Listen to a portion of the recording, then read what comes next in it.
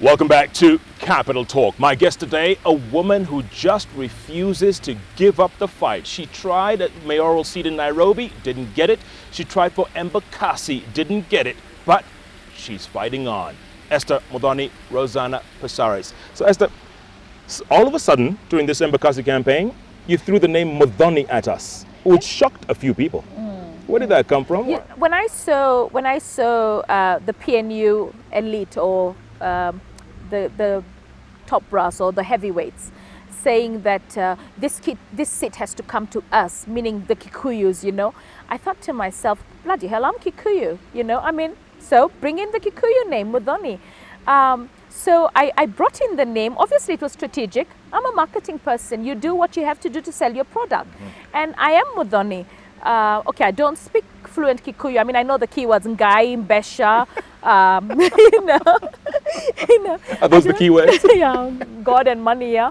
But no, I learned a few others on the way. But I wouldn't want to actually, I didn't want to campaign on a tribal line. But if they were going to say that it has to come home to us, I wanted the Kikuyu voter. And incidentally, I really believe 10 or 15,000 of my votes came from the Kikuyus. Because I had the Matatu behind me, I had the Mungiki behind me. These are Kikuyus. And so, and I also had a lot of business people, commercial people, people who understand that they need to have an environment that's conducive for their business to work. Kikuyus also understand that they need to deal with poverty. And you can't deal with poverty if you have leaders who are stealing. So it was a good move? It was a good move to use Muthoni because those who were going to vote on tribal lines could have said actually Niwetu. You know, I used to go to places, see you Niwetu, you know, so I am theirs. But I would want to see an end to that kind of campaigning because we really have to be Kenyan. And I think even though I pulled in my Kikuyu name, a lot of people look at me and I don't think the Kikuyu would have been a big influence.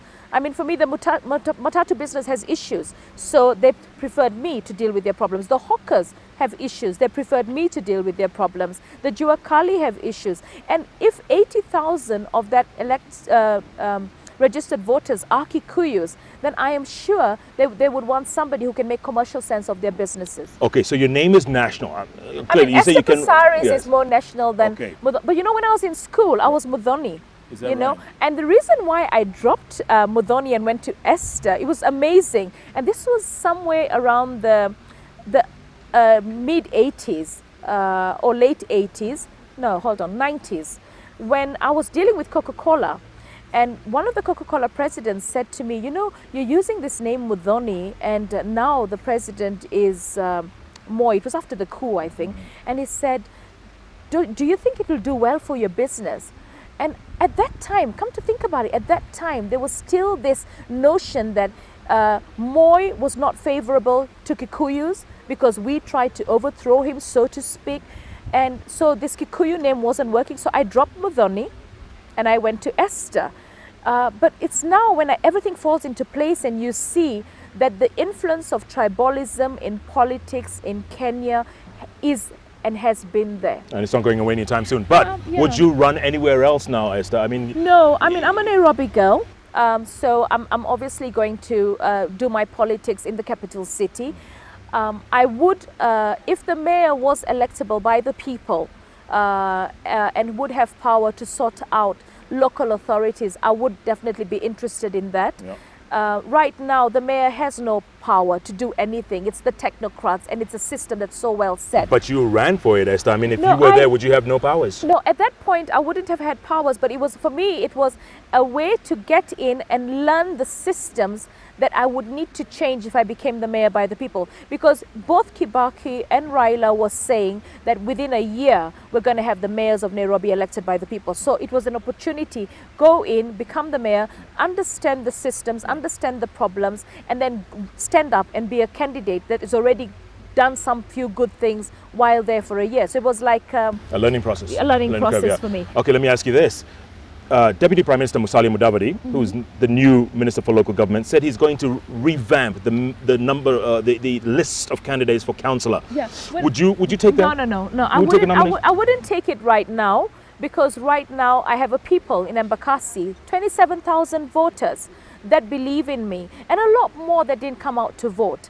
So I have to go to Embakasi. I'm petitioning Embakasi, and I had already said to the local government minister, the deputy prime minister, that my seat should go to somebody in Embakasi, an ODM woman in Embakasi. So that arrangement had already been put in place. Why? Because when Were died, he had certain nominations for Embakasi, and somehow the people that he had promised nominations in Embakasi did not get the nominations. So we've identified somebody who will take my position.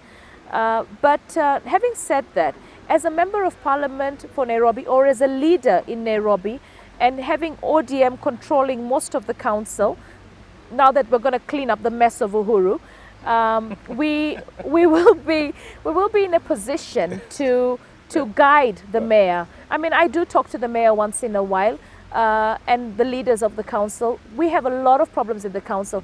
The council is the reason we have a lot of poverty, because local authorities deals with grassroots. Central government deals with business and the upper level, and somewhere they're supposed to meet. Our local authorities are still having lots of problems. Yeah. Let me ask you this, Esther. What is your beef with Uhuru Kenyatta? In fact, I don't know. Blimey. Uhuru, I think it's an ego problem. He has to deal with it. Men have egos, not women. For me, it would be a pride thing, isn't it? But for him, it's an ego problem. He made a mistake, and he's not man enough to admit that he made a mistake in removing me. He was too tribal, too PNU, and didn't want me to become the mayor. They wanted to fix me for being ODM. And he did just that by removing my name. I went into something bigger, a Mheshimiwa. I mean, I was going to be the MP for Embakasi. You were Mama Supu? I was Mama Supu, still am. God, thank you. He spent a lot of time and effort in Embakasi. And I'm glad he also spent some money. Because, you know, politics is expensive. And he wasted a few of my shillings, so it's good that I wasted a few of his. But the thing is, they say there are no permanent enemies and friends in politics. For me, I had a lot of respect for Uhuru. I know him personally. I wrote him a letter when I handed over Adopt a Light to Naomi Sidi to run. And I said to him that there are issues here. And incidentally, I got my contract from him. He was the Minister for Local Government. But he made a wrong decision. And instead of accepting that he made a wrong decision and calling me to the drawing board and discussing it, he decided to clip my wings. ECK told him this was wrong. He still decided not to act on it. Then I go to Embakasi.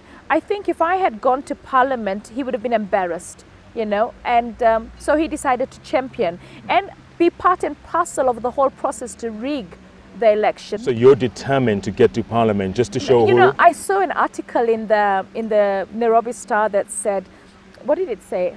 How PNU finished Pasaris. And then apparently Uhuru responds and says, we didn't finish Pasaris, we just had no intention of sharing the roof of Parliament with her. And I thought, my goodness, how petty. But he hasn't seen the last of me in Kenyan politics.